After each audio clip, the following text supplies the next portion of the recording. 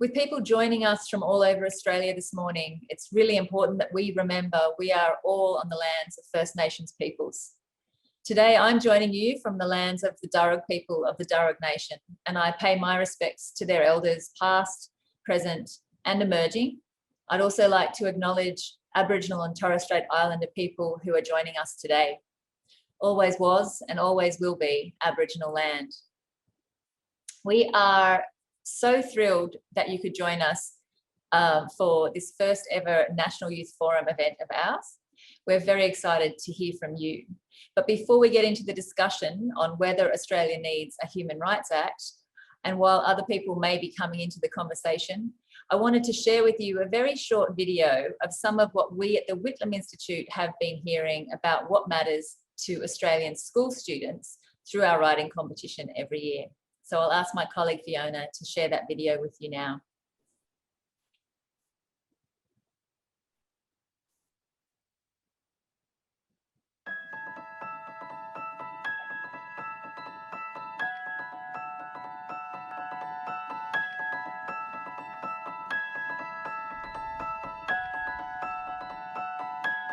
I think it's important that Indigenous languages are being taught to Indigenous families. My essay is about the effects of peer pressure and how it's affecting the minds of children all throughout the world. My essay is about kids down here. When the government up here is getting rid of all the bush, and then the kids down here are just on devices, and the bush is slipping away from us, and we're not seeing it before it's all gone. It's about how people in the community have big dreams, and they've been dreaming all their life to pursue this dream, but because of your gender or what country you've come from or your beliefs, you might be held back from your dream. I wrote about discrimination because it is truly something that I'm really passionate about, because I've grown up being harassed and assaulted and being discriminated against, and to write it, to get it on paper and across for others to read and to understand is truly a great thing, and I'm so grateful to have been given the opportunity.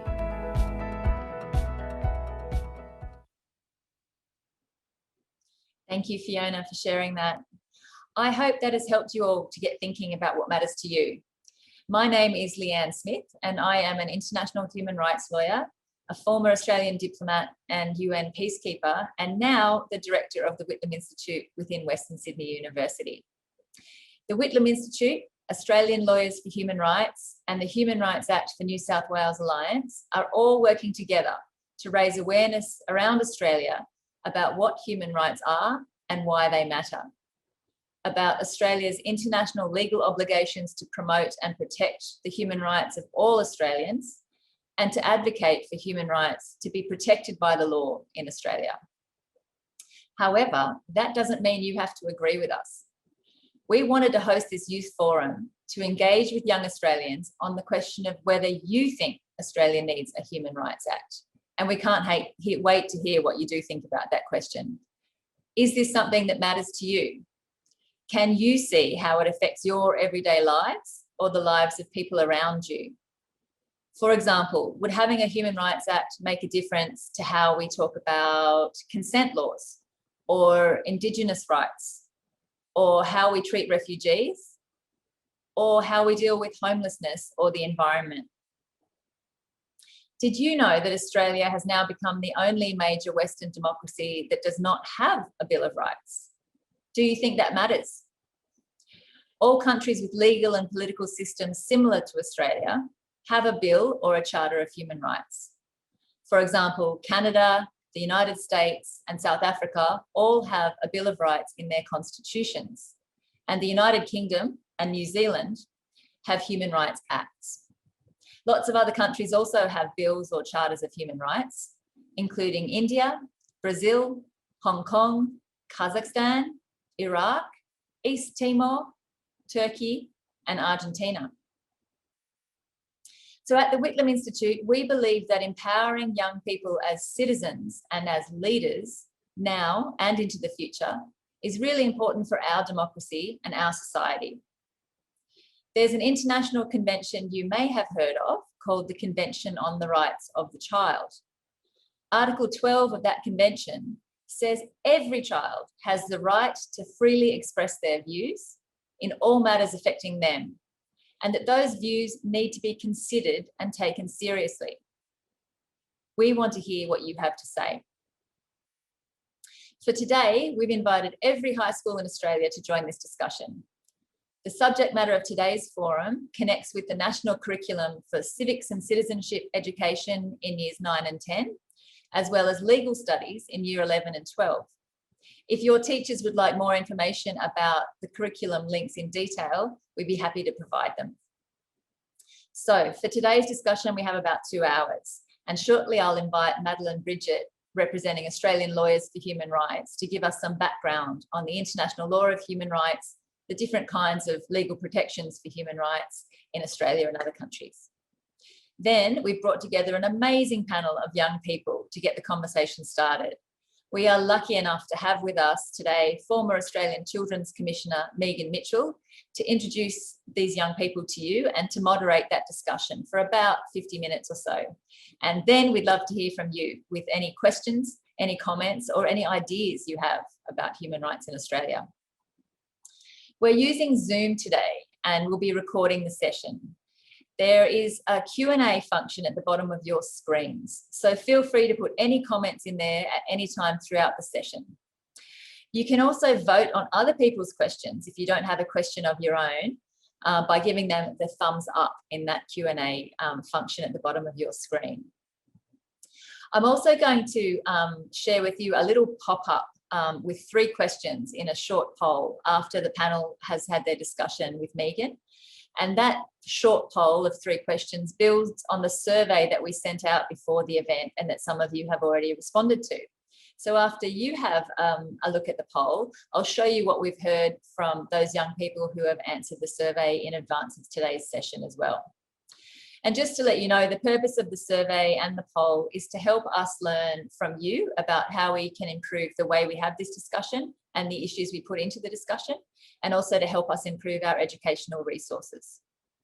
So with that said from me, let's get started. Let me introduce Madeline to you.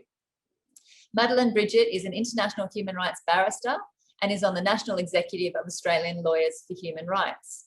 She worked for the European Court of Human Rights in Strasbourg.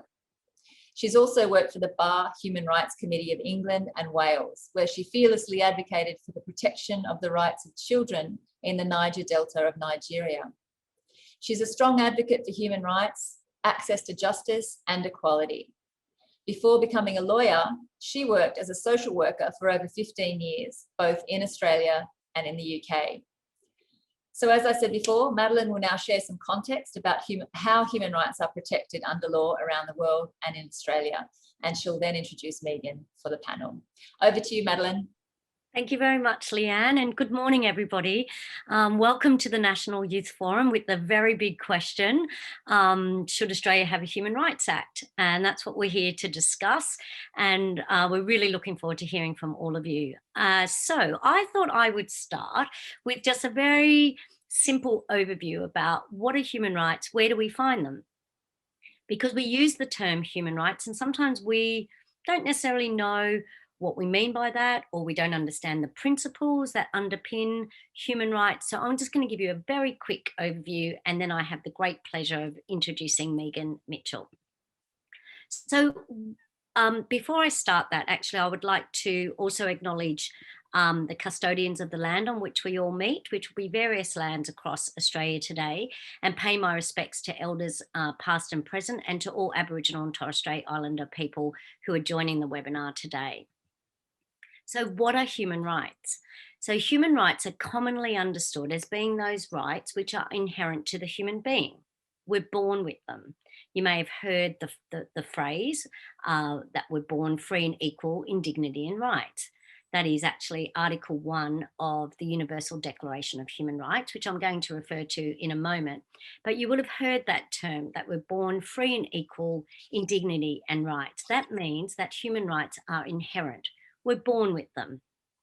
The concept of human rights acknowledges that every single human being regardless of race, colour, sex, age, language, religion, political or other opinion, national, social origin, property, birth, or other status. We all have the same human rights, regardless of all of that. That is a really important concept to remember and think about when we talk about human rights. It's something that we're actually born with. We're not given it at any point during the time that we grow up. We're actually born with them. They're our rights. Human rights are legally guaranteed by human rights law. And today's discussion is very much about, well, where do we find that law in Australian, where do we find those rights in Australian law? So they're legally guaranteed by human rights law. They protect individuals and groups against actions which interfere with fundamental freedoms and human dignity. Human rights are expressed in treaties, customary international law, bodies of principles, and other sources of law. Human rights law places an obligation on countries to act in a particular way and prohibits countries from engaging in specified activities. However, the law does not establish human rights. So if we remember, we're actually born with them. So the law doesn't give us those human rights, we're born with them. But what a law does, it protects those human rights. It means that if somebody does something to breach those human rights, then we can take action to seek some kind of remedy as a result of that breach. So where do we find these human rights? Well, some countries have their human rights enshrined in their constitution, as Leanne was mentioning. That means that, that the laws are embedded in the constitution. It's a constitutional right. As you may know from your studies, that changing laws in constitutions is quite difficult. So some people would say it's important to have fundamental rights enshrined in a constitution, because it means that it's a right that can be protected. It's a difficult right to remove from the law. And so some people would say it's important to have it in our constitution. In Australia, we don't have fundamental rights, save for a small handful like the right to vote, freedom of religion, but we don't have the whole scope of fundamental rights in our constitution. Australia's constitution was very much set up because to deal with the federation. So what our constitution does is have laws which talks about what states can do and what the federation can do. That's what our constitution was set up originally to do. So some countries have what's called a Human Rights Act or a Bill of Rights or a Charter of Rights. I don't want you to be too concerned about those different terms. They all mean similar things, which is that some countries have a piece of legislation which enshrines the human rights so that they're protected.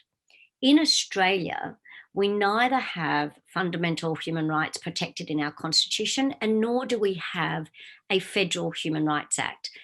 There is a Human Rights Act in Queensland. There is a Charter of Rights in the ACT and Victoria. But apart from those states, no other states have a human rights legislation, and we don't have a federal Human Rights Act. So where do we find those human rights in Australia? Well, you'll find them in various pieces of legislation. For example, the Disability Discrimination Act or the Sex Discrimination Act or racial discrimination or vilification. You might also find some rights, for example, some children's rights in the Family Law Act. Now, some people say, well, that's enough. Why do we need to have a Bill of Rights if we've got various pieces of legislation which actually protect our human rights? Other people would say that those pieces of legislation do not fully protect all of our human rights. And I would support that argument, that we really should have a Bill of Human Rights or a Human Rights Act at a federal level which fully protects all of our human rights.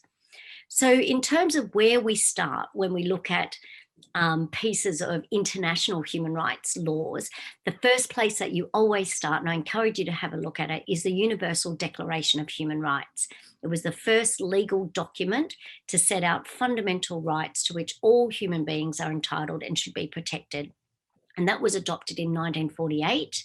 And then we have the International Covenant on Civil and Political Rights and the International Covenant on Social, Economic and Cultural Rights. And some people say those three documents together form the International Bill of Rights. Now, it's important to know that the Universal Declaration of Human Rights is not an enforceable treaty. You can't enforce that declaration, but people refer to it as customary international law. So because we've had it for so long, it's a very, very strong legal document. People say, well, it forms part of international customary law. And I'd encourage you all to have a look at it. I'm going to speak about some very important principles that underpin human rights laws. And then I'm going to introduce Megan and hand over the discussion to our wonderful panelists today. These principles, and if you've got a pen and paper and you want to write it down, these principles are really important to know that underpin and in a way are the cornerstone of international human rights law. First of all, human rights are universal. That means, and I mentioned it just before, that everybody has those human rights. Secondly, human rights are inalienable. Difficult word to pronounce. It's taken me a long time to pronounce that word myself, but they're inalienable. That means they cannot be taken away from you, except of course in specific situations. For example, if you commit a crime, then you can be put in prison and your freedom can be taken away from you, but that's done lawfully. Apart from those specific situations, human rights are inalienable. You're born with them, they're your rights, and they can never be taken away from you. Human rights are indivisible and interdependent. So what does that mean? That means that one set of rights cannot be enjoyed fully without the other.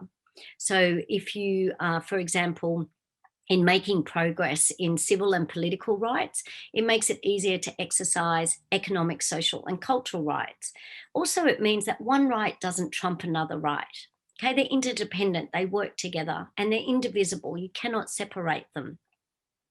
And finally, human rights are equal and non-discriminatory. So I've mentioned that the Article 1 of the Universal Declaration of Human Rights, which is all human beings are born free and equal in dignity and rights.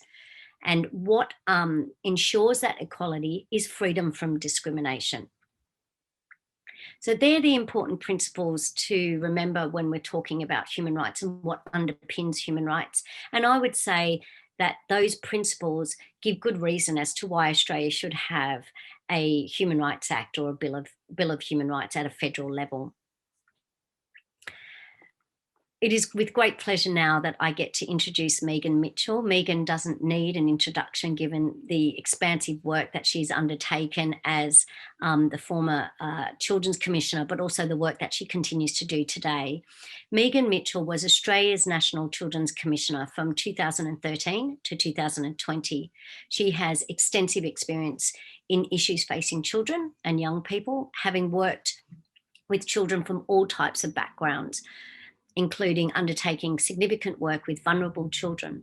She has practical expertise in child protection, foster and kinship care, juvenile justice, children's services, childcare, disabilities, and early intervention and prevention services.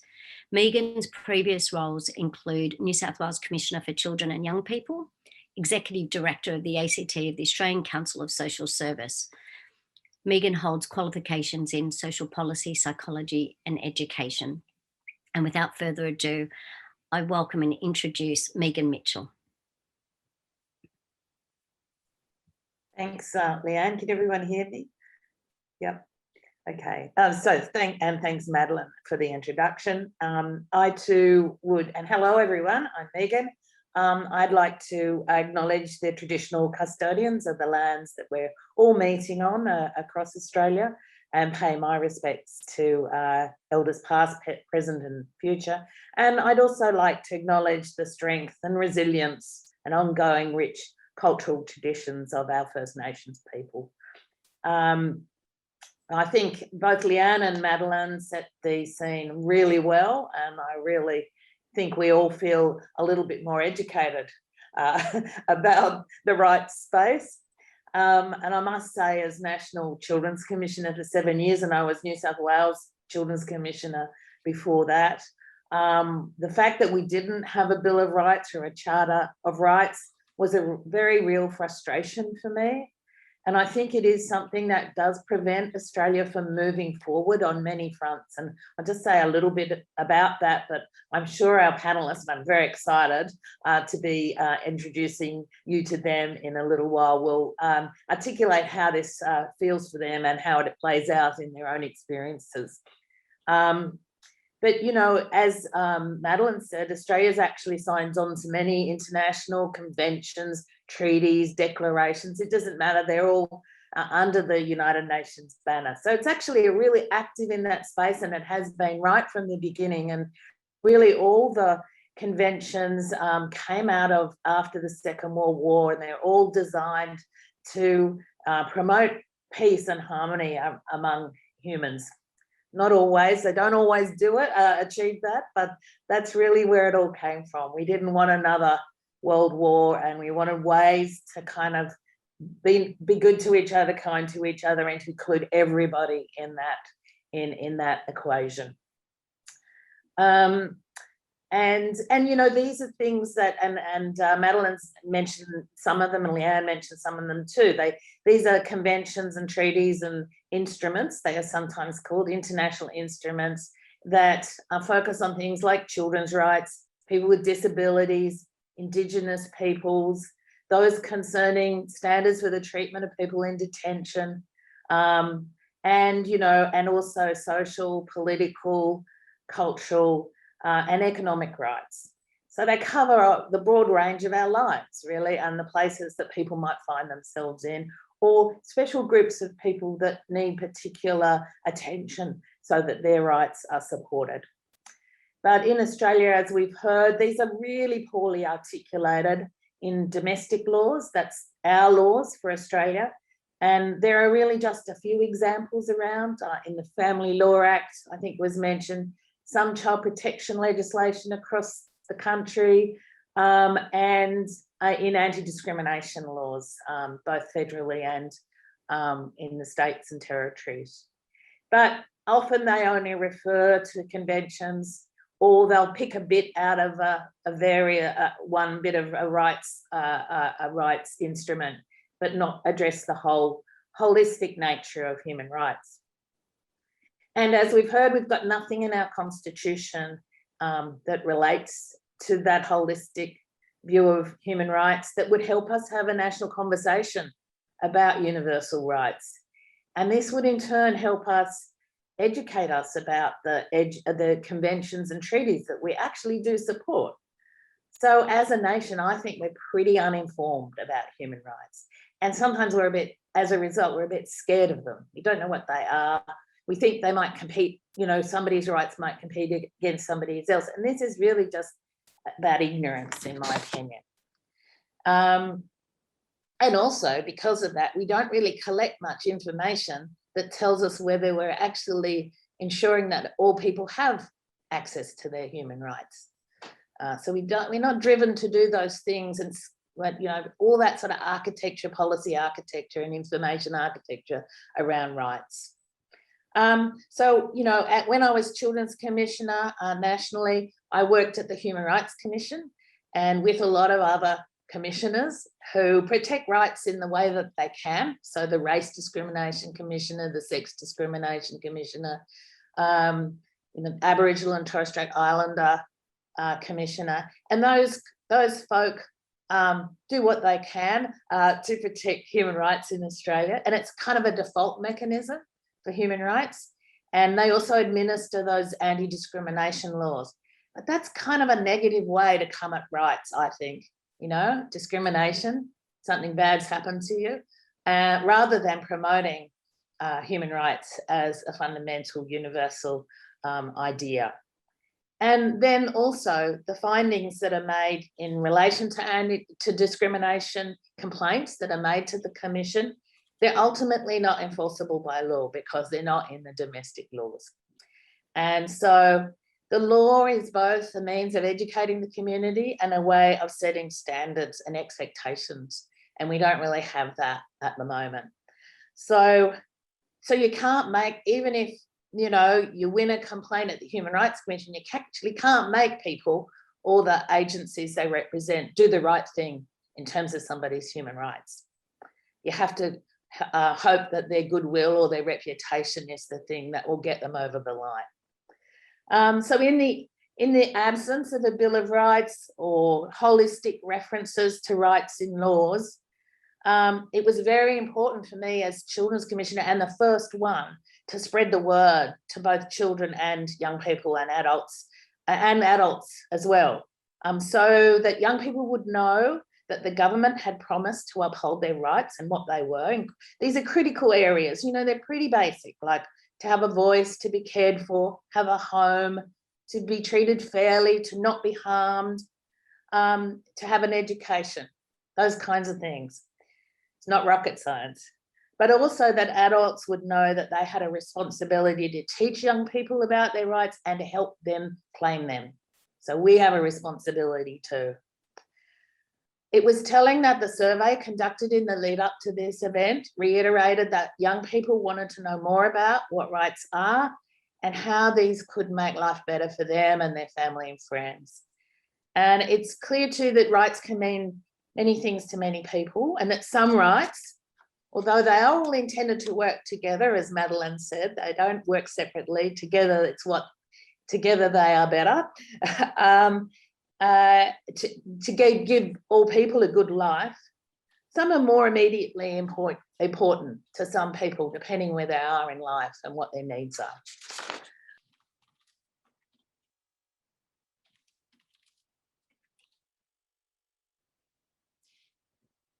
Megan, you've just gone on mute, I think. Sorry about that. So I just was saying, on that note, we have a fabulous panel of young people to reflect on the question of a Bill of Rights for Australia. So I'd now like to throw to them, and I'd like to start with Lucy Stronach. And what I'm going to be asking Lucy to reflect on, because you'll see why from her bio, which I'll just read a little bit out of, is about, in her experience, what are young people saying about human rights. So Lucy is currently the Australian Youth Representative to the United Nations, which is a pretty important role. And throughout this year, Lucy is touring Australia to identify the concerns, needs and experiences of diverse and often unrepresented young people. And she'll report her findings to the Australian government and the United Nations General Assembly. So that's really timely to hear from what Lucy is hearing from other young people. She's a graduate in criminology, law and security, terrorism and counter-terrorism, and she's worked at the domestic and international spheres and a whole heap of social justice areas, including in the Indo-Pacific.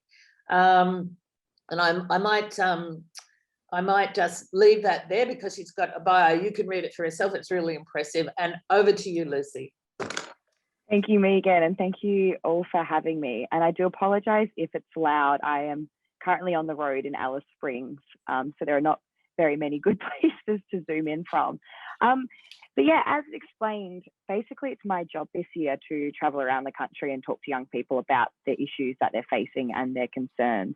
And as we saw from the pre-forum survey, 17.2% of respondents considered children's rights as most important. But this isn't it's not a topic that we discuss overtly during consultations that I conduct.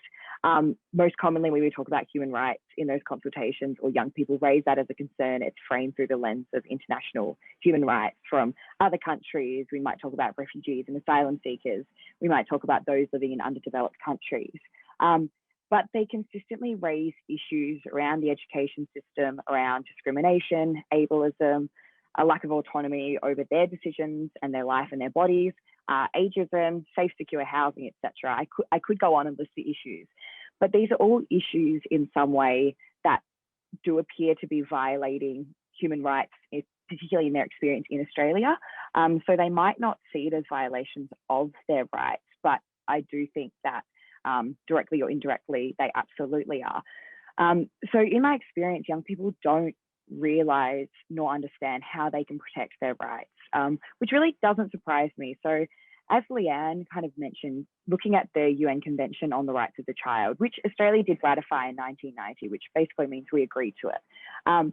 Our domestic legislation does not reflect our international obligations, particularly under that convention. And that's really problematic.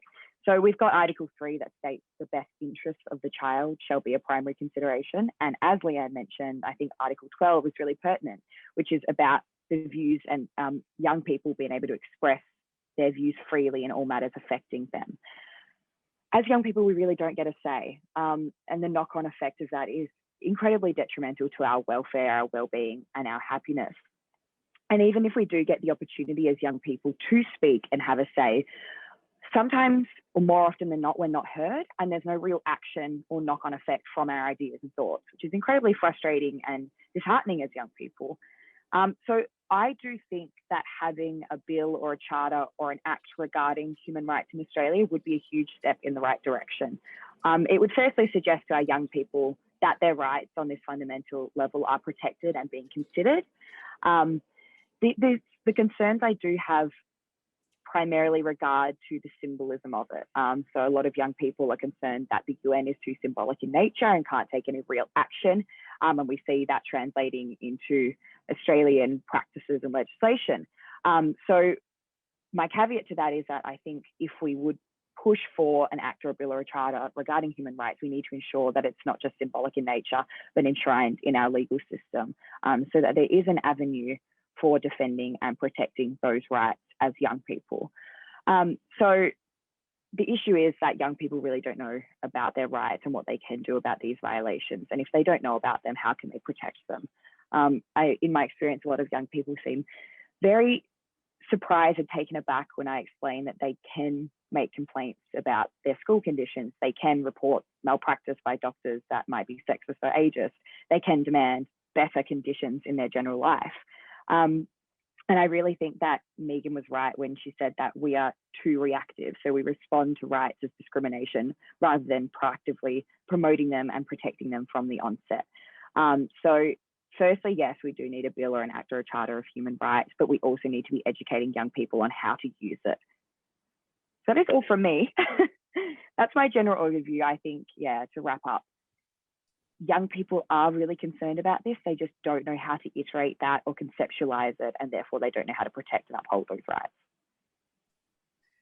Thanks, Lucy. I must say, as I travelled around and talked to thousands of kids during my time, which was such a privilege because they're so insightful, but I did find that once they found out about their rights, it was a really empowering moment. That the government had actually signed up to this thing so many years ago and promised them these things. And then they're going, and especially kids in more marginalised situations, they're going, oh, okay, I've got someone in my corner. I actually can make this right for me and my friends and my peers and my family. Yeah, absolutely. And that's the most powerful thing, is that education and empowering them to realise what they can do. I do sometimes feel like I'm starting little mini revolutions when I go to schools and communities, because I'm like, no, you guys can do something about it. Take a stand and fight back. And they start getting very excited about that. And it's a real shame that we are gatekeeping that knowledge as a society. Sorry, one of the things I think is an outcome of not having a Bill of Rights, even though we're signed up to these conventions and stuff, these conventions, when you sign up, you actually commit to educating the community about them. We don't do that in a routine way. We're doing a little bit of it today, but maybe that's something that people could think about. How can we get the word out? How can we educate the community about human rights? Anyway, I might move on because it's not about me. It's about all of these fabulous panelists. And Lucy, I know you have to go at some point, so I'll say thank you for as long as you can stay. Yeah. Thank you. I do have to head off now to another consultation. So we'll talk. I'll make sure we talk about human rights in that one. But if there are any questions directed at me, please do ask them, and I'm sure Leanne will pass them on to me, and I'll be sure to answer them through email. Thank you, everyone. Bye. I might now throw to Isabel Higgins. Isabel started her career at the ABC in the newsroom. She might be familiar to you, you might have heard her voice from time to time. She's worked in Brisbane, Rockhampton and Sydney newsrooms and in Parliament House, which we know is a fabulous place to work. So she might have some insights about that as well. She's also now worked across TV, radio and online, and many topics she's covered. It says in her bio, from cane toads to constitutional debates, which I think would be a great byline for a book or something. So, and in 2019, she was awarded the short form journalism category at the Walkley Young Australian Journalist of the Year. She's about to head off on a posting to London, and which is so exciting for her. And you might want to talk a little bit about that too, Isabella. Over to you. Thanks very much, Megan. And I just want to say, first of all, a huge hello to everyone who has joined in today. I think I'm probably going to talk about things in a bit of a different way to some of the other panelists. I am definitely not a human rights expert in any way, but in my career as a journalist, I've kind of had to learn about them a lot and also just witness a lot of violations of human rights, to be honest. I'm just going to explain a little bit about my job. Being a journalist is a very, very cool job. I would encourage anyone who's thinking about it, perhaps who's listening, to definitely consider it. Don't let anyone tell you it's a dying industry. There's definitely a lot of young people coming in. It's a changing space, but it's a lot of fun. I've got to work for ABC News, for Triple J. I hope maybe when I was hosting at Triple J, I spoke to some of you over the text line or over the phone. But in my job, it really has, as Megan said, taken me all around the country, from reporting on cane toads to reporting on things like the Uluru Statement from the Heart in Canberra, looking at human rights, I guess, in just the way that they can be violated in a country, you know, as wealthy as Australia. I'm just going to share a little bit with all of you about a story I was covering last week. Last week, I went out to a remote community in the Northern Territory. And for any of you who've been to places like this, this probably won't surprise you, but there is a really big shortage of housing in a lot of these places. And that is actually one of the rights under the UN Universal Declarations, that people should have the right to safe housing. So in this community, you have really, really old homes. Sometimes they are 40 or 50 years old. It's, you know, to call them a home really is a bit of a stretch. There is concrete bunkers. There were windows falling off. So, you know, you're in the middle of the desert, all insects can come in, there's no air conditioning, and sometimes you have between 12 to 14 people living in these homes because there's just nowhere else to live. This is a community where there's 3,000 to 4,000 people who are living, and, you know, there's something like a few hundred homes, and they are all governed under a social housing scheme. So it doesn't matter if you've got money or you don't have money. Everyone has to live in social housing. There's a waiting list where someone told me, you know, their relative actually died waiting to get a home of their own, which is why everyone piles in and they live together. And it's important to note that they are First Nations people. They have been made to live here. When European settlers came into the Northern Territory, essentially First Nations people from all over the territory were placed on what was called missions. They were run by church organisations usually, and this is what remote communities are now. They are what used to be missions. So you put people there, they don't really have the means to leave, and then they're forced to live here, and there's no homes to live in.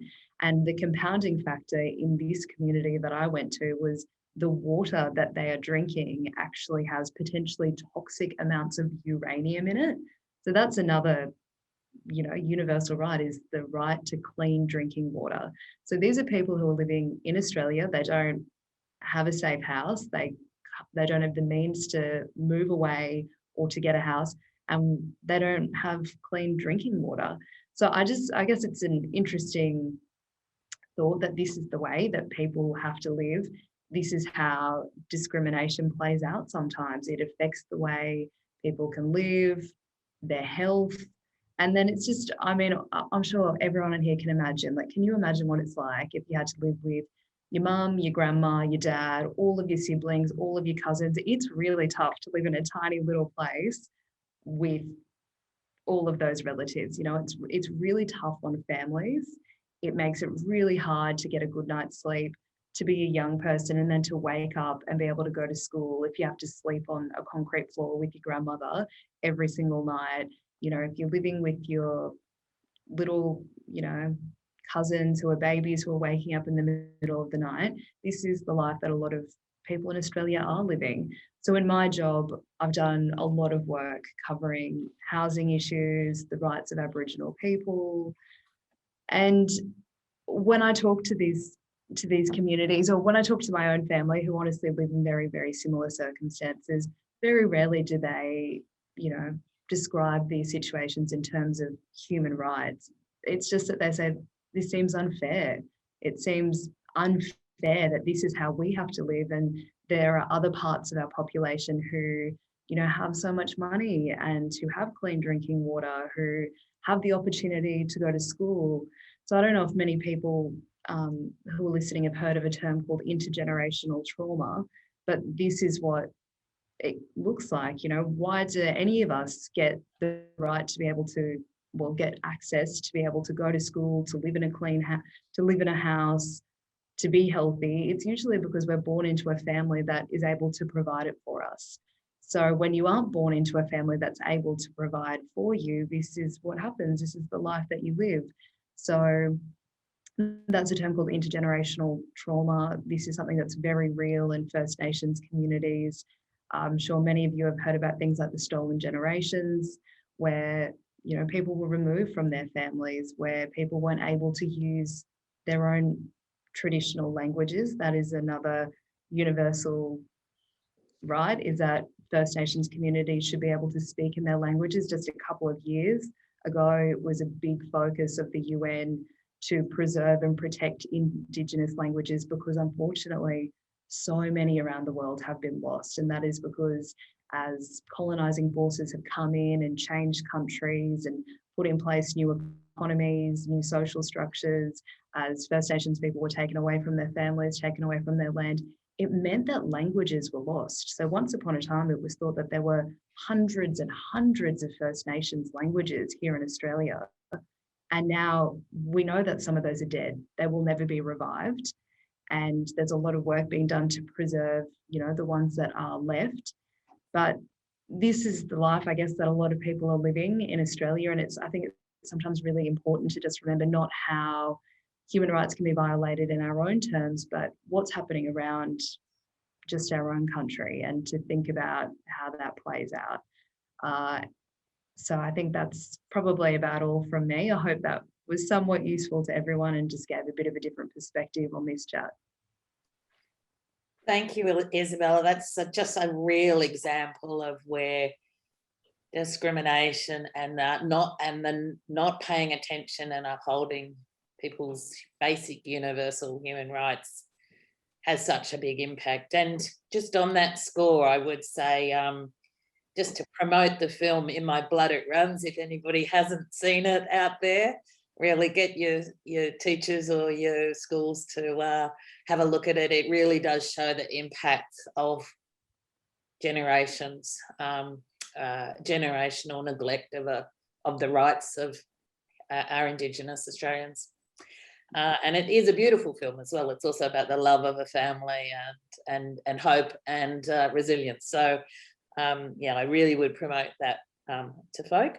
But just on the language issue, of course, you might know that just a couple of generations ago, it was against the law to speak your own language, your Indigenous language. So there is a complete violation of a basic human right. So.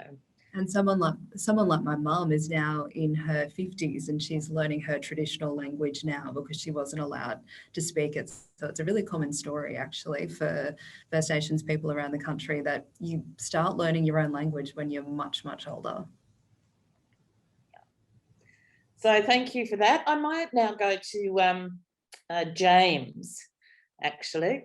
So James is very active in grassroots change, grassroots activism to drive change in communities across many issues, including climate and environment. And on that score, I did, as part of my role in as Children's Commissioner in the lead up to the UN appearance before the UN, and this happens from time to time. So it's good to understand that this gives us extra leverage to bring attention to these things.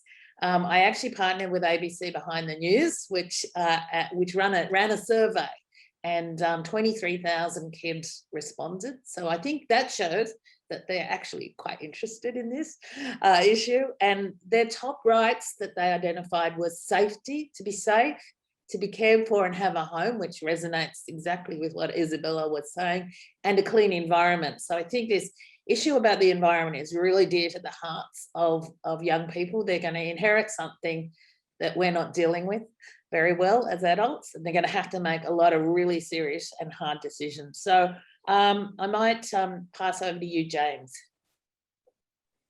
Yeah, hi everyone, thank you. And thanks for both the panelists who spoke before me as well. I think really excellent to hear you guys' perspectives. My name's James Sheriff. I work currently at Shelter New South Wales. You might see the banner behind me, which is the peak body for housing advocacy in New South Wales. So, really keen to talk about housing and how that relates to human rights and how we might actually achieve some change on that area. And I'm also one of the co-conveners of the Australian Student Environment Network, which I'm not sure if people might have heard of, but it's basically a broad coalition of different university and non-university activists around climate change.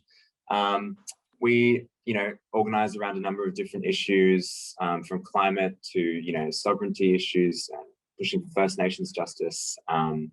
We also organise around education, the right to free education, free, accessible, fair education, I think is really, really important. And again, all of these issues are kind of talked about in the language of human rights a lot of the time. But I think, there is a reason that people like myself exist and organizations like that, like these exist, is because these rights aren't being met, I think the reason why a lot of people get into activism, especially young people, is because they can see that these issues aren't actually being changed, quickly enough. That we're not actually dealing with the issue of climate change as quickly as we need to be. We're not actually providing people with safe and secure housing. We're not actually dealing with the mental health crisis that all of these other issues are, compounding onto young people. So I think to speak from a youth perspective on these issues is really, really important. And I think to recognize the language that we're all kind of using is that language of fairness. And I think Isabel, you picked up on it quite well. It's the language of this is what's right. We need this, and this should just happen as a given. And I guess that's kind of where I want to launch off from in this conversation, because I think, of course, human rights is an excellent and necessary and very, very important, I guess, foundation and the groundwork that we should be working from. And I think the question of should we have some sort of legislation that protects our rights, our human rights, I think is pretty much a given. I think we should definitely have some sort of protection of these human rights. But I think the more interesting, or perhaps the more pertinent question for young people is how do we actually achieve that? Or how do we actually achieve the change on those issues? And would a Bill of Rights inherently provide for that? I think someone in the Q&A section has asked, would a Human Rights Act force governments to provide housing and water for communities, like Isabel was talking about? And what kind of quality would these houses be? And I think, a lot of these questions are really, really good, because how do we actually achieve this is the question. And, from my perspective, as a grassroots organizer, I think, the way that I see us, as a community building power and achieving change is through talking, is through learning, and is through education. So I think I want to pick up on, what Lucy was saying before, that the act of education that surrounds human rights and around this kind of discourse is probably the most important part. I think, and we can do that in a number of different ways around educating communities, teaching language. I'm Irish, was born in Ireland. My father had to leave Ireland because of economic conditions. And, that's another country that has seen the almost entirely the destruction of their native language. So I think, education is critically important, and that is actually a radical revolutionary act that is teaching people how to think of themselves as independent, actors and creators of their own change. So I think that educational element is really, really important to this question of human rights and what is a right, how do you achieve it, how do you keep it. But I also think, it's important to understand, in that same vein, the history of human rights and how they've been discussed or how they've been implemented. We've sort of touched on it, that the Universal Declaration of Human Rights is what, I guess, started this whole discourse on the international scale.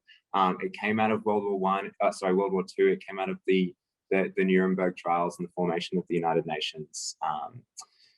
3 years after the formation of the United Nations, we had the Declaration of Human Rights. And admittedly, we haven't had a huge world war since, but there have been quite a significant number of other conflicts. I'm a student of politics and international relations. I studied that at the University of Sydney, and I think one of the key things that we're taught in that degree is to be critical of how violence and how this kind of thing and how human rights are not protected around the world, and how the absence of an enormous, world war, it does not mean that there aren't issues underlying all this. So I guess to kind of track, broadly the development of human rights as a discourse, it kind of came out of that post-war era. There was a lot of countries pushing to, drive economic change and redevelop their economies in the West, like America and Britain and other countries, and actually saw a huge compression of the gap between rich and poor in those countries. A lot of work was done to rebuild the status of the working class as actually able to live in good conditions. And that was actually when we saw a lot of the huge public housing developments that occurred in those countries, and in Australia as well. Some of the biggest development of public housing actually occurred immediately after the Second World War in Australia. And so, it was that kind of change that was happening around that time. But interestingly enough, a lot of these countries didn't actually refer to this in terms of human rights. It was referred to in terms of economic development, because it was understood that working people having rights to live and having safe, affordable housing and good conditions to live in was actually something that would improve and benefit the economy. But I guess that's kind of where it gets problematic as well, though, because you extend that out into the global sphere, and a lot of the institutions of global governance that actually expanded the idea of human rights throughout the 70s, 80s, and 90s. Institutions like the International Monetary Fund, the World Bank, they're huge institutions that have sign-on from a lot of different countries. But I think it was mentioned before that being a nation that adopts human rights comes with a certain set of expectations, a certain set of rules, and actually historically, the implementation of human rights worldwide was driven by Western countries and pushed into the developing or underdeveloped world, or the global South, as some people call it, and a lot of these conditions related almost entirely to how their economy functioned. How open their economy was to international investments, and how easy it was to, I guess, make money in these countries. So a lot of the human rights that was being talked about was access to the market. We see that in countries like Chile, where during the 1970s, one of the countries most defended as a bastion of human rights was actually undergoing a huge military coup by fascist dictator Augusto Pinochet, led and facilitated by the CIA and American economists. So I think it's really, really interesting to track this kind of history of human rights, and actually what are we talking about when we talk about human rights, because we want to make change on the key issues. And I think that's what young people talk about, is we want to actually see a difference in our daily lives in relation to our housing situation. We want to see a difference in public education. We want to see a difference on the climate. And I think, when we're talking about that, maybe human rights is a good starting point, but I think it's often gets muddied by, what kind of rights are these? What kind of quality is that? Like when you're talking about the right to housing, what kind of quality is that housing? And human rights discourse, human rights law doesn't necessarily have a lot to say about the inequality in those rights. So you might have access to housing. You know, here in Australia, we have public housing. In America, there's very, very limited public housing, but it's there. In Britain, you also have it, and in countries across the world, you know, people have access to public housing. But in countries where public housing is strongest, you know, countries like Austria and the Nordic countries in Western Europe, a lot of the reason for that is not because of you know, the enshrinement of human rights. It's because of strong socialist policies and socialist governments that actually are able to implement those kind of policies and defend them because of the interests of working people. And in countries like America, where, you know, you do have a Bill of Rights and enshrinement of those rights in their constitution, and as far as I know, or in law at least, you actually are seeing one of the biggest housing crises in the world. So I think it's important to understand that actually we create this change. We create the kind of education, the understanding of what a right is, how we achieve it. And it's important for us to recognize what kind of rights we're pushing for. You know, we want good quality housing, we want good quality education, and we don't want there to be a huge disparity between what is offered publicly and what is offered, what is able to be accessed by, you know, private interests and by the hyper wealthy, and even by the regular wealthy. So I think that's kind of what, you know, I hear people talking about when we're organizing around climate at universities. That's what I hear people talking about when I'm talking to the members of Shelter New South Wales, which is my job at the moment. You know, we have a couple of hundred members around Sydney and New South Wales who talk to us about housing specifically, many of whom have lived experience of the public housing system. And I think what people really are concerned about is like quality of life, that kind of quality. And so when we're talking about this, I think it's really important that actually we understand that we achieve this kind of change, and that's why it's really important that we actually organize and go out, talk to people, educate people, hold these kind of sessions, hold these kind of discussions, and actually create space for that kind of really, really radical change, and the kind of change that actually leads to material improvements in people's conditions. You know, that they can see that there's not a huge gap between you know, the lower classes of society and people who have access to good quality stuff. So I guess that's the way it kind of gets framed in my head. I don't know if how much sense that makes to other people. I hope that was a bit of a helpful tracking of that. But I'll hand back over to people. I think, yeah, the main thing for me is that importance of actually defending human rights and actually defending it on the ground, from the grassroots and in communities and amongst people in real terms. Yeah. Yeah, thanks, James. I think you're reminding us it's all up to us. You know, these documents are documents, and they started somewhere, they evolve over time. And what we set the expectations about the quality and equality and equality of opportunity. And we need to be revisiting these all the time so that people don't get left behind in this right space. And it is up to us, and we do have the power, and it's up to all of you young people out there as well. And I know you'll have the energy and the initiative to take this forward. We've got two more panelists, and the first one I'll introduce you to is Hashwina Vimal, who's a Tamil woman and a migrant to Australia. She studied a Bachelor's of Environmental Science and has volunteered with a number of organisations like the Earthwatch Institute, Oxfam and Parks Victoria in environmental and social justice roles. She works with the Centre for Multicultural Youth and is a member of their youth advisory group and a shout out speaker. She's also a Create Change Fellow at Democracy in Colour, which is just a fabulous name. So this is Australia's first racial and economic justice organisation led by people of colour. And as a youth advocate, Hashwina has used her lived experience and position in all of these roles to lead projects relating to refugee and migrant rights, in particular, climate justice, women's safety and inclusion. Hashwina.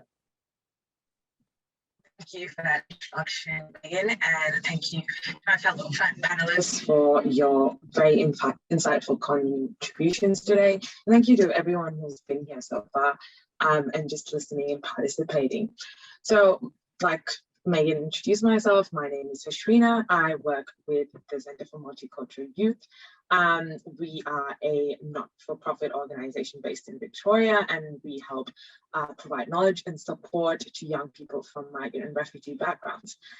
This is important to me because I'm a migrant myself and come from a migrant family, but also as a young woman of color, it's really important that I advocate and work with migrant refugee and women's rights. So within my line of work, I get the opportunity every day to interact with a lot of young people like yourself here today. And a lot of the work that we do addresses the issues that fringe around marginalized communities. And some of these issues are limited opportunities for participation. Now, as we all know, a lot of what we see in mainstream politics, or what we see in upper cases of parliament, is lack of representation, and young people, especially young people of color, are often inadequately represented in these positions. So we try to make sure that young people's voices are heard, whether it's through policy submissions or research or just consultations. We also advocate for better conditions of life, whether it's better housing, safety, making sure that young queer people get access to things like housing, health, and education, but also having the equal rights to employment, right? Modern day slavery doesn't get talked about a lot, but wage discrimination, especially amongst migrant communities and migrant youth, is a big thing, because wage exploitation with migrant youth is an issue that gets spoken about very little, but it's something that's still happening. And employers are allowed to discriminate against young people in terms of pay. And so this means that a young person who's a migrant with the same skill level, doing the same task as another person who might be a citizen, gets paid a different amount legally for the work that they do. So these are all very important issues for us to look at. And you know, human rights, when you look at human rights as a whole, it could be a bunch of different things. But to each and every single one of you here, it also defines who you are, the gender you conform to, the background you come from, and every single one of these things is a plausible cause for discrimination in any country. Whether you are a person with a disability who gets unfairly treated at work, whether you're a woman who experiences sexual harassment, or whether you're a young queer person who gets denied access to health services. And there's alarming statistics that we all see about all of these issues, but what can we do about it? With the pandemic, especially, we've seen that there's been more incidents of racism, more accounts of unemployability by refugee and migrant young people, as well as adults, favored treatment to certain communities, especially leaving out migrant communities with things like job keeper payments, as well as the most recent issues of banning the arrival of the Indian population to Australia during the COVID pandemic. Week by week with the pandemic, we've seen some of these issues get exasperated and not addressed enough. And as young people yourself, I'm sure you're either hearing about it from your family or your teachers or even your friends. And someone in the Q&A actually asked, what can we do about this? How can we better advocate for our rights? And the simple answer is just by being here. And that's the first step to even getting informed and aware about who you are, what your rights are, what the very differences between a Charter of Rights or a Bill of Rights or Human Rights Act. Like Madeline mentioned in the introduction, every jurisdiction or every state has different protocols. In Victoria, here we have a Charter of Rights, but that's very different to what some other states have. And so getting informed is the first step. And the second step is also really advocating for your power and believing that your voice is not diminished or it's not well educated enough. I think young people often get dismissed for the lack of experience or lack of just education as to where they are from.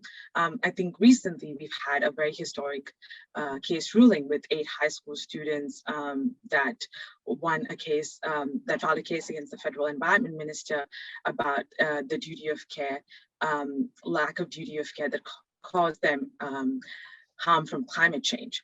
And these students brought the class action against the minister in, I think, 2020, asking the court to formally recognize that the minister has a duty to protect young people from foreseeable future climate change harms.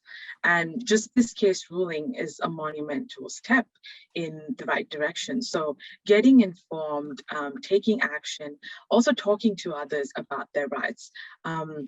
I think depending on where you are in your education level or just how you are as a person, sometimes we tend to not speak up because we feel like it's not our place, but get involved, whether it's through your local organizations, where you're volunteering at, or your communities that you're involved in.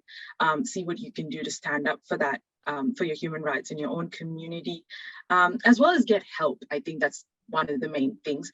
If you have experienced or witnessed an event of racism or discrimination, even if it's at your casual workplace or outside, in classrooms, amongst friends, or just any issues of violence or discrimination, get help, report them, make sure that there's a clear infringement of what your rights are and who you are as a person. And so, yeah, those are some simple ways that we can get more involved.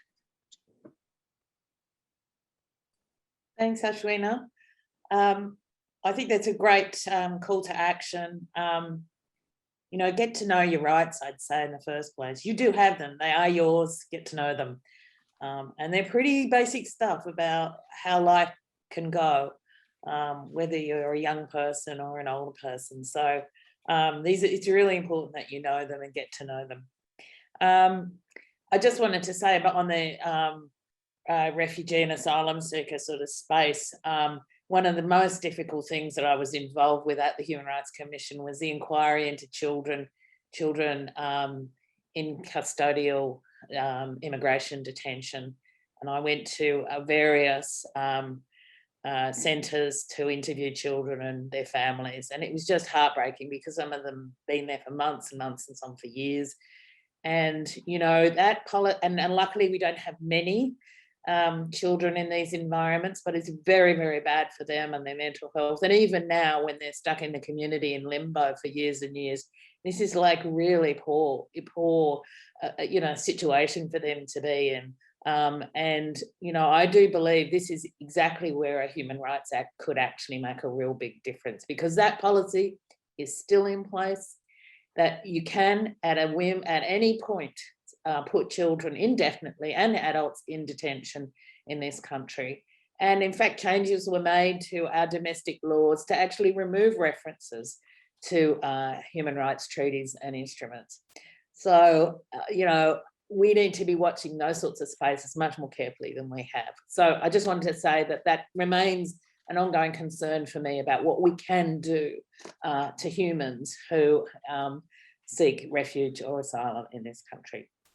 Look, and I'll just pass over now to our last speaker, but not least, of course, who is Thenu Horath, and she is the CEO of Oaktree. Some of you may have heard of Oaktree. It's the Australia's largest youth-run international development agency. She oversees youth empowerment and leadership projects across the Asia-Pacific region.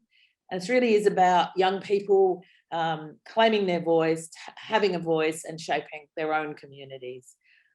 She's worked in World Vision, Teach for Australia, and the Australian Institute of International Affairs, and she has she's studied in politics and law. Again, and her passion for the realisation of human rights is very clear, and she can tell us a bit about that and the work of the organisation. And so over to you, Thanu. Thanks so much, Megan. And I just want to say thank you to all the other panelists as well. It's really insightful hearing everyone's different perspectives on human rights. And I guess it really just highlights that we all do have different experiences and perceptions of what human rights are, how they impact our life and how they impact the lives of others around us. My perception sort of really started from the time I was born, because I was actually born into a migrant family. I'm a second generation Australian. My parents moved down here in the 90s from Sri Lanka. And I suppose that a lot of my experiences have really been shaped from that. I want to pick up on something that Isabella actually said before, that a lot of people don't have the language to talk about human rights, and that it actually comes out in things like, this is unfair, this is unjust. And this is actually exactly what 10-year-old me was saying when I went back to Sri Lanka with my parents for a trip to visit my family.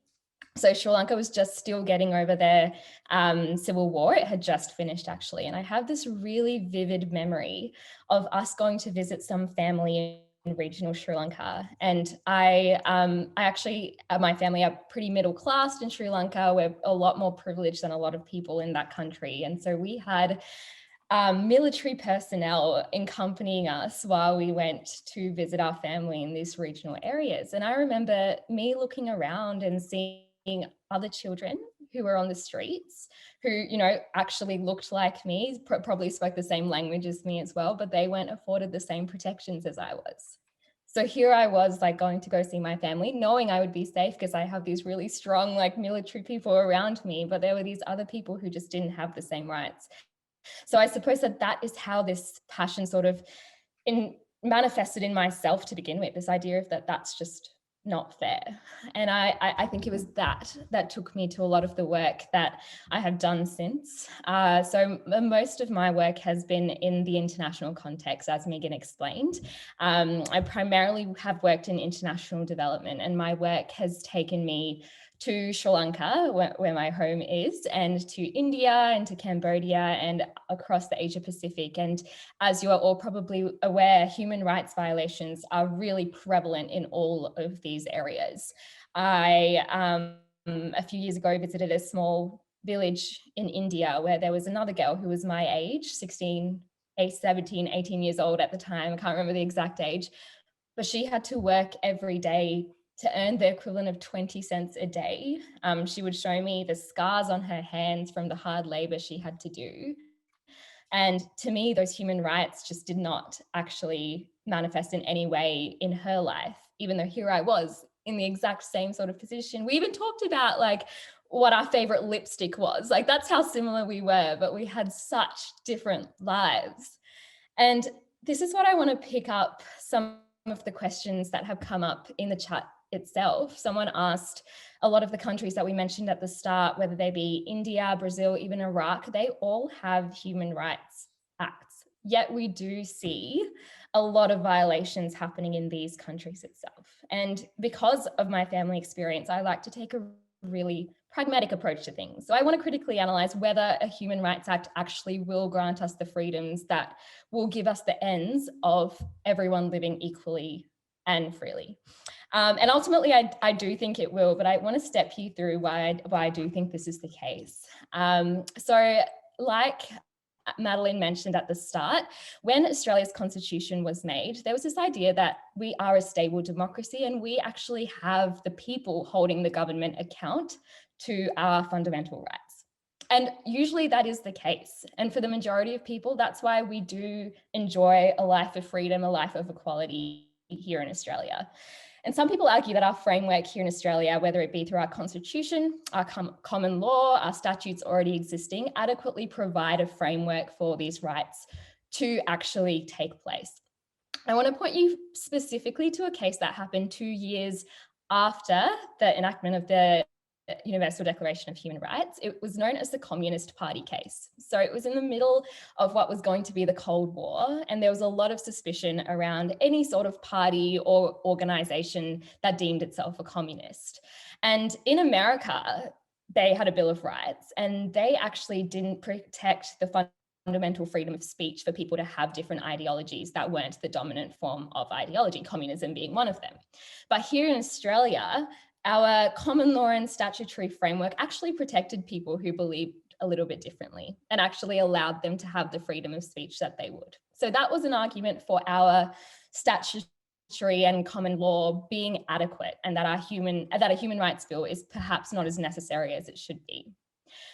But I don't think that this stops the necessity of a Human Rights Act being a useful tool that we can add to our current existing framework. For that, I'd like to highlight a story of a man who not so long ago came to Australia in the hopes of actually starting a new life. This man came from Kuwait. He was of Palestinian origin, and people in Kuwait, even if they are born there, they don't automatically gain citizenship in that country. And so this man was stateless, and to find a new home, he did come to Australia, and he was a refugee here. The Australian government, as you are all aware, takes a pretty hardline approach to refugees who come to our country. And this man was held in detention for years. So much so that he actually wanted to go back to Kuwait. He wanted to be sent back because the conditions in our detention centres were so terrible that he would prefer to get back to the country in which he was escaping from. But because he was stateless, he couldn't be sent back. His old country wouldn't take him. And so we had this interesting dilemma where the Australian government couldn't take him into our country because that was against our laws, couldn't send him back because they wouldn't take him back. So there was this man who was stateless and was kept in indefinite detention. So there was no conclusion to that court case. They kept him in arbitrary detention for not doing anything wrong other than finding a new home. His name was Al-Kateb, and this was one of the key cases that came up in the last couple of years that highlights why we do need a Human Rights Act quite urgently here in Australia.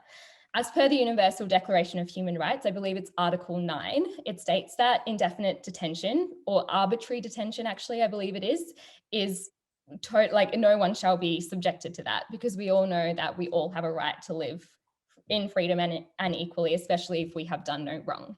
But because we didn't have a Human Rights Act here legislated, there is no reason for the Australian government to actually go and abide by those international laws. The reason for this is that we live in what we call a dualist system. Even if we ratify and agree to all of these international laws that occur, if we don't enact them in our law, in our Australian law, they won't actually play a part in our society. We can't enforce them here. So while I do agree that Australia has a framework set up to specifically protect the rights of the majority, there are people who aren't Australians. There are people on our shore who aren't protected and given the same rights as we are. And I guess this takes me back to that time when I was in that military van in Sri Lanka, seeing myself having that privilege of being protected, but knowing that there are people outside in our community who aren't given that same right. So I suppose that's where I come from. And that's why I think that adding that tool, that extra piece of safeguarding for other people around us is really, really important.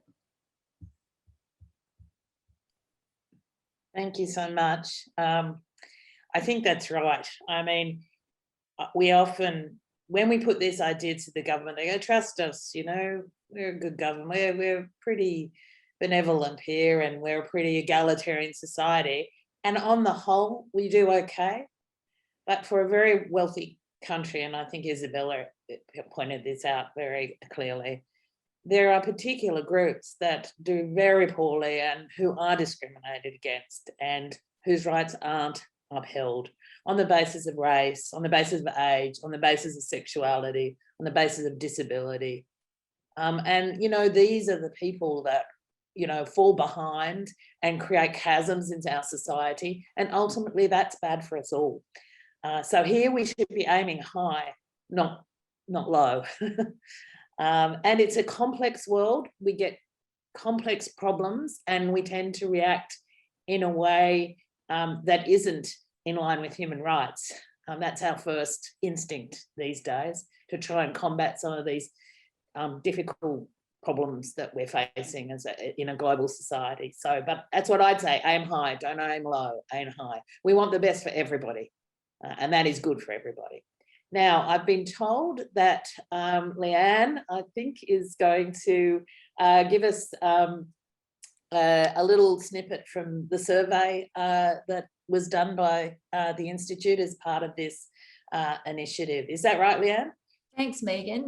Yeah, we're going to do a couple of things now. I know that there are some people in the audience champing at the bit to get into this conversation, so I won't take too long, but I just wanted to first thank you all for giving such incredibly intricate and diverse perspectives on this issue of a Human Rights Act. It was so enriching for all of us. I think we've all learnt a lot.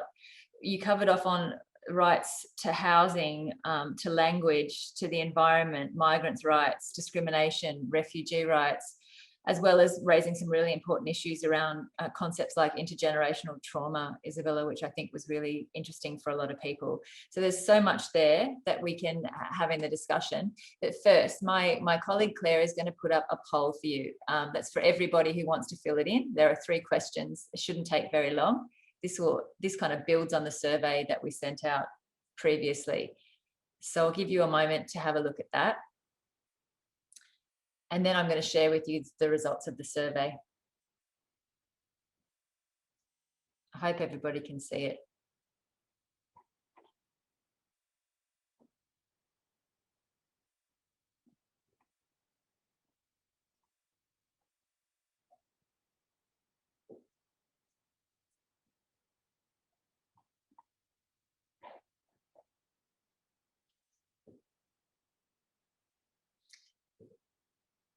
So while people are filling that out, Fiona, I might ask you to share the PowerPoints from the survey results, if you don't mind, on your screen for everyone to see.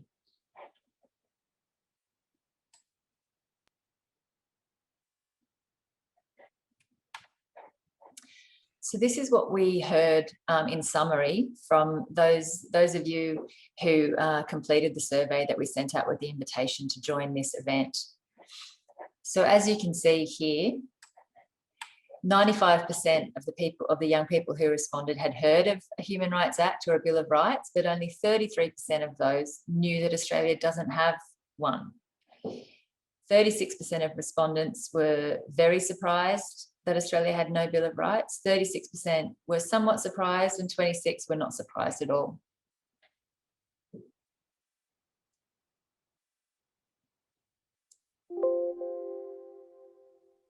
When we asked you which rights are the most important to you, given the context of the conversation we had about the interconnectedness and the interrelatedness of rights, this is what you had to say.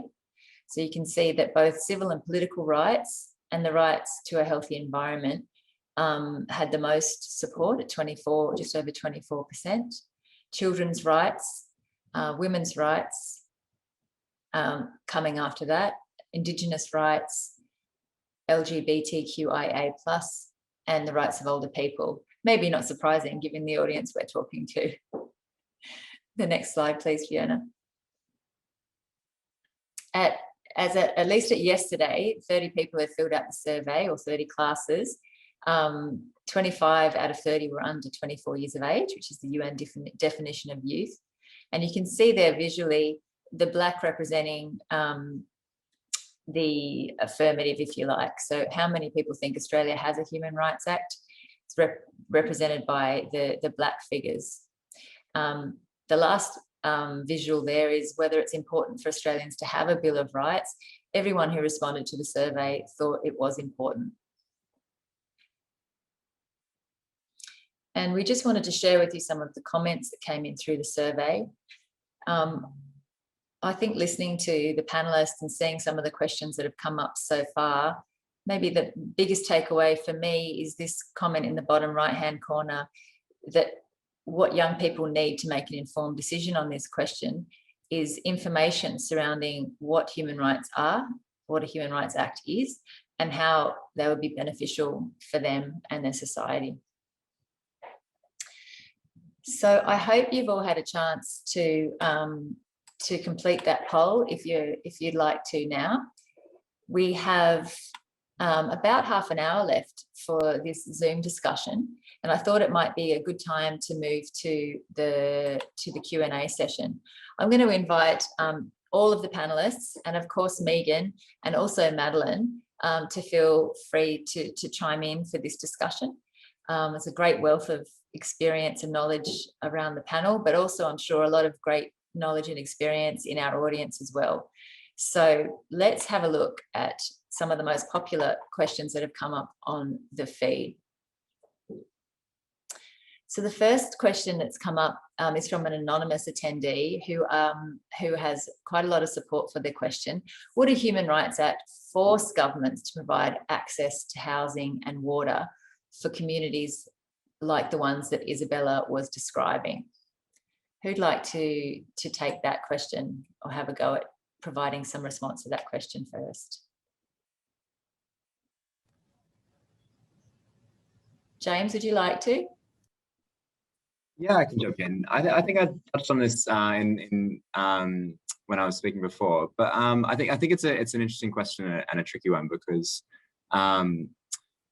a Bill of Rights or human rights legislation is important, but at the end of the day, the actual provision of those goods that people materially need to have a good quality of life, as I was saying before, it depends on the quality of that good, and it also depends on how much the government is willing to do for that. I think, relating this to the question of climate is actually a really good one, because, Australia has signed on to Paris climate agreements, it's signed on to international agreements and targets. And as we all know, I'm sure, we're definitely not meeting those.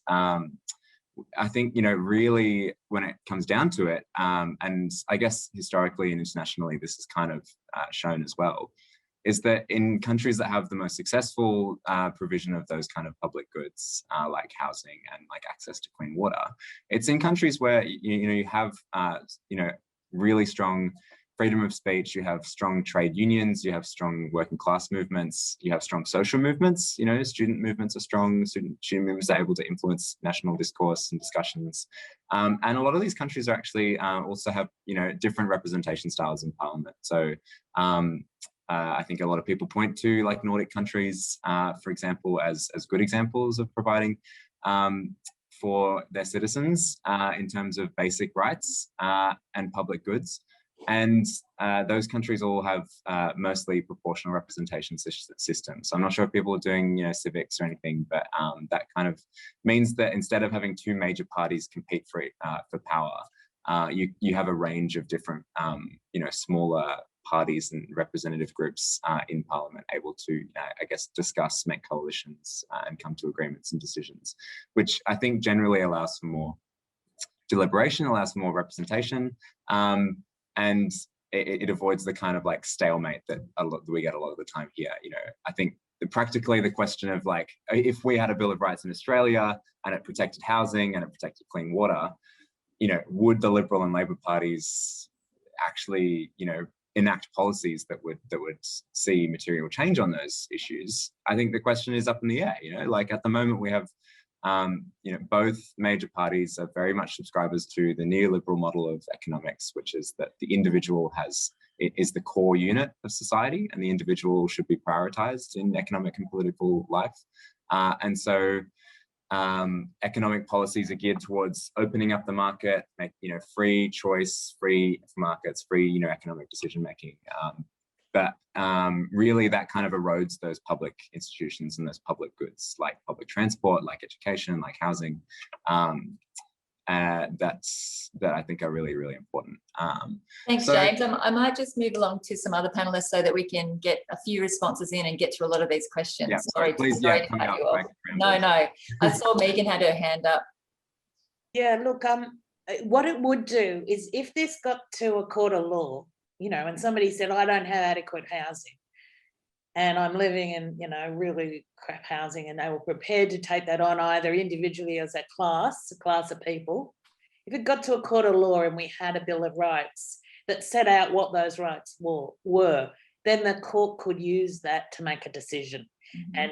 And so that's where it would strengthen the legal framework for this country. And it could say, actually, this is substandard.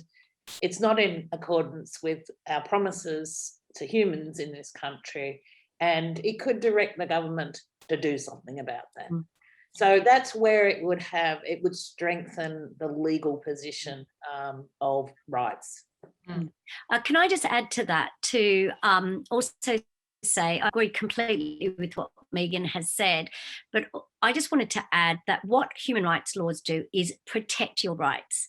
That's what the laws do. So it's not about whether it forces governments to do something. What it does is it protects your rights.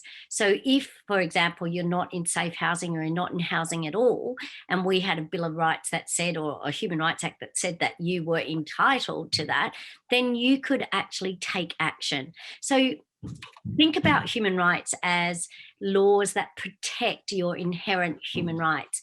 So what it does is it protects the rights that you've been given from simply being a human being. And that's why they're important. They're not about whether or not it forces governments to do something or not. What it does is actually empowers you as a human being to do something if your right is being breached. Would anyone else like to respond on that question before I move to another? Just quickly, I wanted to say the story I was doing was actually about a legal case to try and improve the housing, and the lawyers were just explaining how difficult it is to try and mount an argument. It's on grounds like negligence, they're trying to fight it under a Tenancies Act. It's very different to trying to fight it on the grounds of human rights. So that was just my contribution. Thanks, Isabella. I want to take another question now that is really interesting. I accidentally moved it to answer, which is not. But the question, again from an anonymous attendee, was, can universal human rights as promulgated by the UN really be considered universal and fundamental when they are demonstrably the product solely of a Western European cultural tradition, not uncontroversial, that crystallized during the 18th century? So I'm going to open this up to the panel, but if I may beg an allowance, I just wanted to share some of my experience working as a human rights officer for the UN around the world in countries who have come out of conflict and in developing countries. As a young human rights lawyer, I first went to Indonesia to work with an NGO there, and I came in to work with this NGO, and one of the first things I said was, I don't want to impose my Western cultural norms on you in how you're doing what you're doing. I'm very conscious that that's my Western cultural perspective, and I will never forget the young people I was working with. One of them grabbed me by the shoulders and she shook me and she said, "Don't you dare tell me these are your rights. Don't you dare tell me that they belong to you because they come from a Western tradition." And it's a message that I took to heart, and it's an experience I had working in Afghanistan, South Sudan, Liberia, East Timor, a range of places. In my humble experience, human rights are about redressing power imbalances. And if you talk to the government of a particular country, they might say Western human rights are a Western construct. But if you talk to the vulnerable and the disadvantaged in those communities and societies, they may have a very different view on that. So that's just a personal perspective of mine, but let me open the floor to other people who might have some comments about whether human rights can truly be universal. Leanne, I just wanted to pick up from what you said. I think that's a really, really important point. So I have studied politics and international relations as well as law. And during my politics degree in particular, we did really deconstruct this notion of rights, because it is inherently a very Western conception of rights. And to be honest, in a post-colonial world in particular, it's really important to start to deconstruct some of that inherently neo-colonialist attitudes towards things. And like my family have been quite directly, experienced with this. Sri Lanka was colonized about 3 times before we gained independence by different European powers. And so I was starting to learn about these conceptions, and I did for a very brief period of time wonder whether human rights are the vehicle through which we should achieve these fundamental freedoms because of this. And I was actually having a conversation with my mum and my dad about this, and they pretty much said the exact same thing to me, Leanne, just kind of shook me and said, "What are you talking about? Like, in reality, no one wants to be treated in the way that these governments have been treating these people in our country. And while I think we can sit in our ivory towers and debate what's neo-colonial and what's not, ultimately all people want freedom, all people want equality. And while they may have actually come out of a Western conception, it doesn't actually mean that they cannot belong to all of humanity and that they should belong to all of humanity. Thanks, Thanu. Other people want to respond on that one? Or I'll move to the next one. I just wanted to add, Leanne, that when a country is domesticating any of the international human rights laws, they obviously can they can domesticate the laws that are applicable to that country's cultural norms or that the country's cultural rights. So it doesn't have to be domesticated as it's written in the international human rights laws. So domesticated human rights laws can actually be relevant to the community in which they aim to protect. Thanks, Madeline. Megan? Just quickly, I would say that we do need to challenge some of the notions of rights and how they have been articulated in laws in this country in particular. I particularly would point to child protection laws and the impact on the stolen generation and generations since then, which are very much a Western concept that's been folded into our laws and has had a very negative impact on Indigenous communities in particular. So I just would say there's a good example of something we need to challenge to see if it actually does really go to the core of that redistributing power that and what are the fundamental rights we're trying to protect in those cases. Thank you, Megan. Really strong point.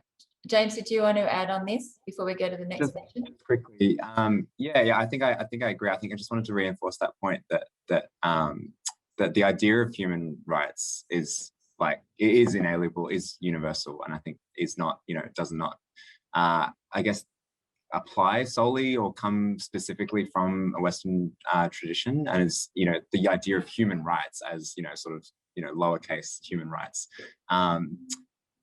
I think exists broadly and can be, picked out that like all people have a right to fairness, equality, representation, justice, and the material conditions needed for living. But I guess the capital H, capital R human rights discourse that emerges out of like international institutions, it should be discussed and deconstructed, as Thanu was saying really well. I think it's a lot of the time in the application of this and of those frameworks that this becomes tricky, and it becomes muddied by power and by international politics and by money, and that's where it becomes a really, really important question is to actually deconstruct, what are the fundamental rights and how might this be, interpreted differently. Yeah, that's all I can say. Thanks, James. Thank you. So another very popular question we have here, and it won't be surprising for some of you, is about looking to other countries that have bills of rights and do not necessarily represent the best example to us all. So the question is, how would we go about creating a bill of rights for Australia which would not result in radical abuse of human rights? For example, in the US, citizens demanding guns, and I presume that's about the right to bear arms under the US Constitution, anti-lockdown protests, etc., in accordance to rights which discuss freedom. Who'd like to have a go at this one? I'm happy to give it a shot. Thanks, Ben. So I think something to keep in mind about human rights in general is that they can sometimes contradict each other. For example, a right to health right now is very much in contradiction to our right to freedom. And I'm in Melbourne at the moment and am experiencing the brunt of that being in lockdown. And sometimes you do have to wonder how the rights act that we would potentially enact will work in real life, because it will really depend on how we draft it. And to be honest, a right to bear arms, if that is considered a human right to the US, that is inherently problematic with a lot of the other rights that come along with it. So I think in the end, it really matters on how we draft it, whether we take it specifically from the ICCPR or the Universal Declaration of Human Rights, or whether we as a society decide on what's important for us. We really need to examine critically what those fundamental rights would be in order to stop things like what's happening in the US from becoming an issue here. Thank you, Thanu. Megan? Yeah, look, it's a great question, and it is about what works for you, for all of you out there. I told you about that survey that I did, and there was a sort of an open-ended text, and I also talked to a whole lot of young people face to face, and a constant theme that came up, and it goes to this bearing arms thing. One of the rights in the Convention on the Rights of the Child is to be free from harm and violence, and Australian kids really get that. And they are acutely aware that Australia is a safer place than the US, and because they are exposed to information about kids being shot at in classrooms and all the rest of it. So for this society, they value the right to be free from harm and free from violence, and for those protections to be in place. So really interesting question. Thank you. Yep. Thanks, Megan. Hashwina? Yeah, thank you for that question. It's really good that you gave an American example. Just drawing upon an example of a case that happened a few years ago about this really famous figure who wanted to come to Australia. So Proud Boys, if you guys are not aware, is a fascist, chauvinistic, extremely right-wing organization that incites violence. And the leader of that organization wanted to come to Australia to organize or have some sort of event. And you would look at that as a right to freedom or right to free speech. But there was a petition calling for more than, I think, 80,000 people signed the petition to have his visa denied to come to Australia to instigate any sort of violence or hate speech. And mind you, this is an organization that's been deemed as an extremist violent organization by the FBI. And so ultimately his visa status was not granted, and he was not allowed to come to Australia. So even though we might not have a full charter of rights, at the end of the day, we are a democracy. And so we can petition to the government. We can, there are other processes to make sure that the infringement of one of our rights doesn't add on to the other. And ultimately, health and safety are first. So yeah, just wanted to add that example in there. Thanks so much, Hashwina. That actually feeds right into a really popular question from Gitanjali Nair, who's asked, my question for all the panelists is, as a high school student, what can we do to try and show the government that we want more action regarding human rights in our constitution and legislation? Furthermore, what steps can we take to try and ensure that education about human rights is more accessible and prevalent for all? Who'd like to start us off?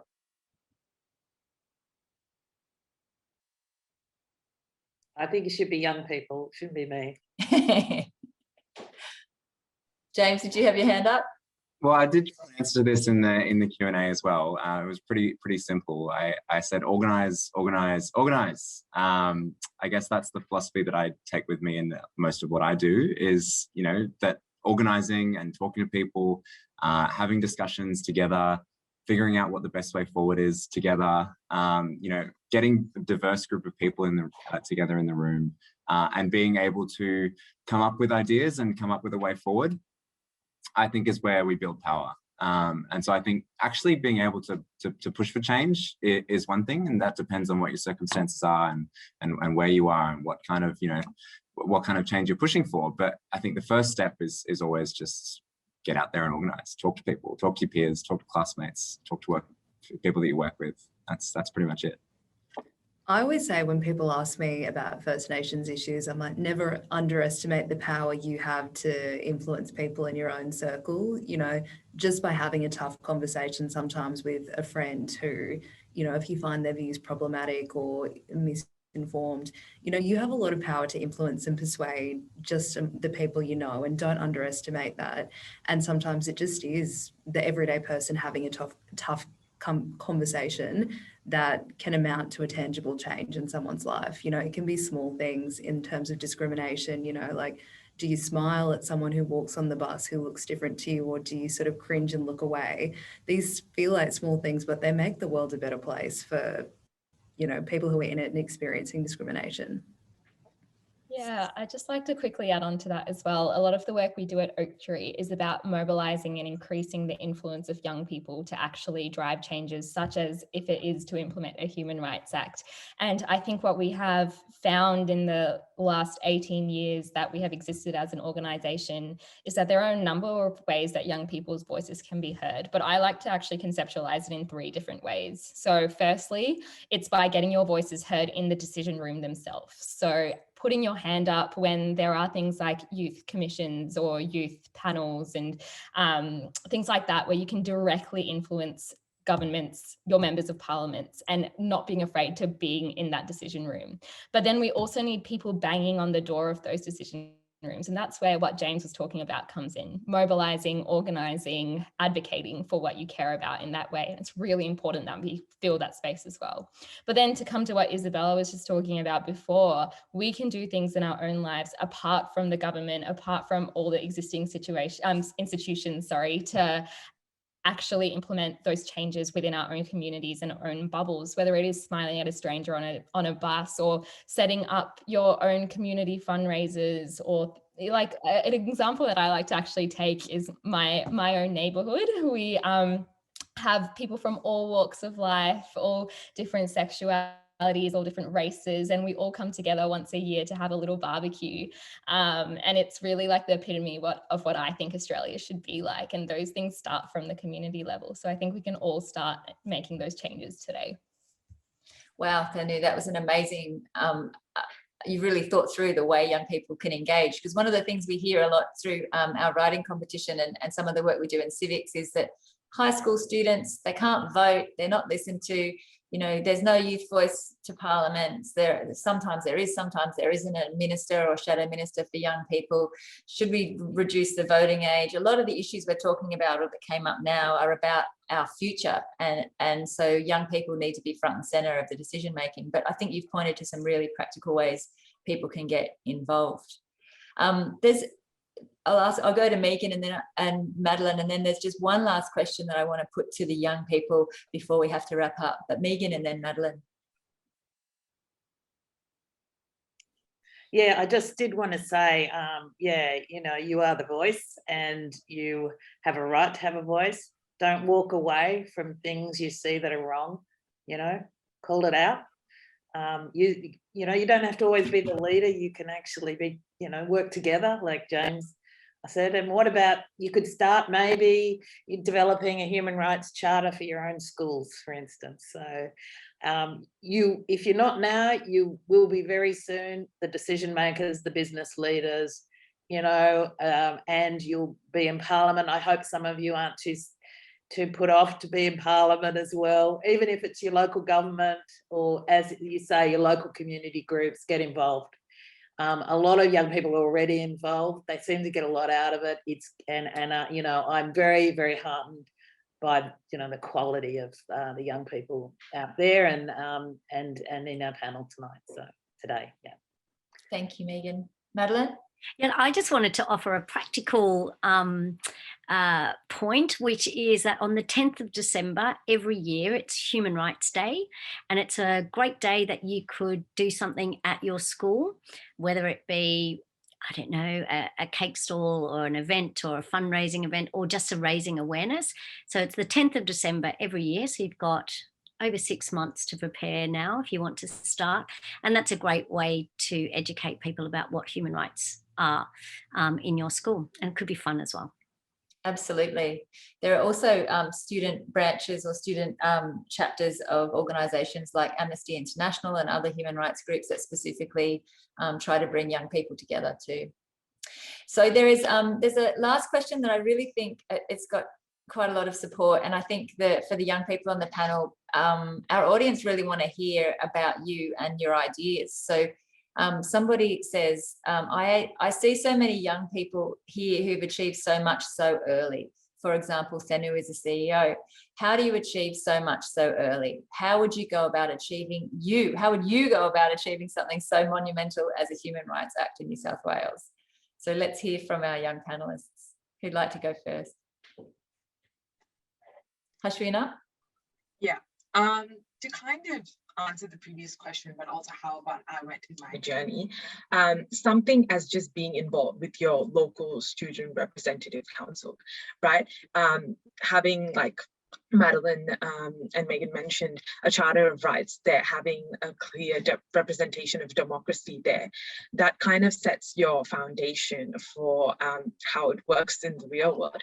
So just starting at that very local level of being involved in your student council or your student associations, and I guess outside of that, organizing, like James mentioned, volunteering with organizations outside of school in any causes that are you're passionate about, from climate justice to migrant issues, anything that you guys really like find a calling for. But more than that, showing up, being present at every single youth event that's out there. Something that the government actually does is put out reports and call for submissions on many of their major policies online. And some of these are open-end submissions. So regardless of age, you can just go and submit your opinions on what you think of that policy or what you think of that law. Some are often very, very specific. For the most part, you can go and have your voice heard and your opinion submitted on some of these laws. So just being aware of things like that. But I guess what helped me specifically in my journey is just looking out for opportunities and educating myself about what I'm passionate about and where I want to take my career and my activism journey in. And so really figuring out my passions, then searching for organizations which align with those passions, as well as looking at campaigns and like wider issues I want to address and like actively taking part in them. Racial justice is the big thing that I'm passionate about. And all I did was just Google organizations that work in that in Victoria and how I can just even like volunteer with them from home or whatever it is. So even if it's something as small as just like cold calling people to talk about protests or just writing your MPs, just getting started from that level will further your opportunities in your career more and more, and also make you aware to people in the community about the impact you have, and that'll open more doors. So yeah. Thank you, Hashwina. That's fantastic. Who'd like to go next?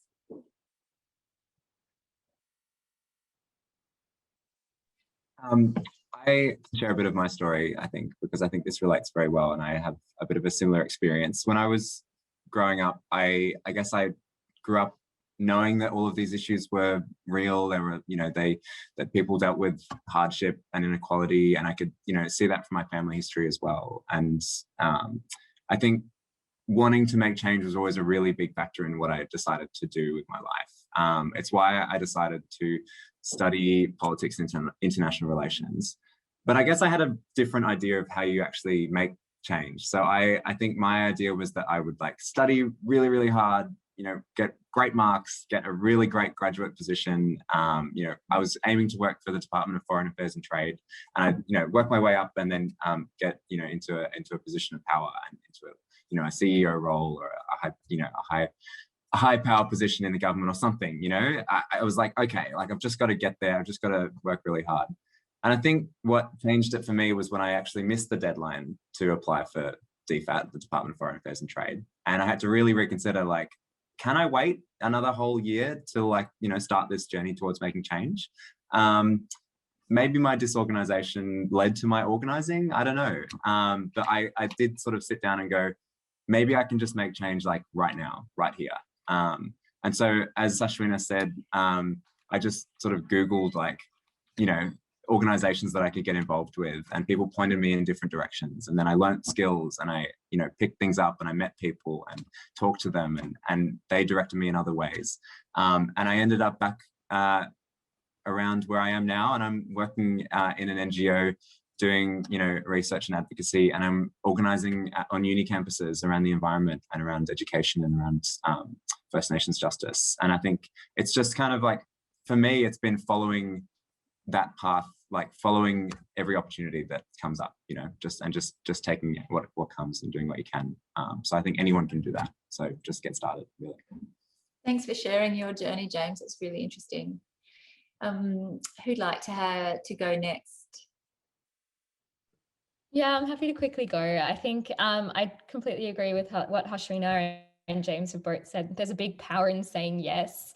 And I think what's led me to my job today has just been sort of naively saying yes to things. I have never known exactly what I wanted to do. I just have been really guided by the sense of my passion to change the injustices that I've seen around me. And I think if you stay true to what your passion is, identify what that difference you want to make in the world is, and stay true to that, and just say yes as per that, and just see where life takes you. I think there's something big to say about that, and trust that you will end up in the right place because of that.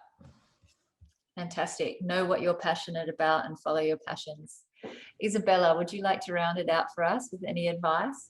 Yeah, sure. I'm much like the others. I don't think I really knew what I wanted to do when I finished school. I was the first in my family to finish high school, first in my family to go to university. And I kind of was like, oh, this thing called journalism sounds kind of cool. Really didn't know much more beyond that.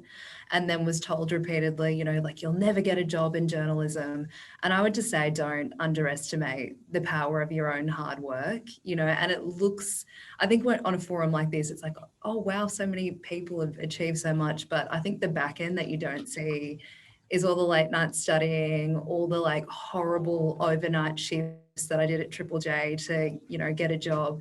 So it really just was a lot of hard work, and it was doing a lot of things that really weren't fun, actually, you know. And then it makes it worth it when you get to do like great stuff like this, talk to people, be surrounded by like-minded people. When you get to a point where you realize, oh, I'm being sent on one of the really great jobs. I'm not, you know, calling the cops and chasing ambulances at 2 a.m. So it was just basically a lot of hard work, and don't be afraid to put it in, but also look after yourself and, you know, remember what's important to you and what your driving passions are throughout the whole thing, throughout your whole journey, you know.